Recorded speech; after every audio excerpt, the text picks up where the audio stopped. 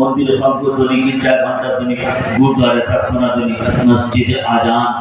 এদেশে শান্তিপূর্ণ সহাবস্থানে হিন্দু, মুসলিম, বৌদ্ধ, খ্রিস্টান, শিখ, জৈন, নানা ভাষী সব আমরা ভারতবাসী সতত প্রশান্ত মুখে তৃপ্তির হাসি, হৃদয় দিয়ে আমরা অন্যকে ভালোবাসি।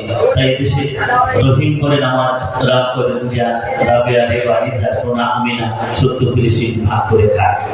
এখনো পর্যন্ত কোনো সমস্যা নেই। আছি আমরা এবং আগামীতে যেমন ছিলাম তেমনই থাকবো।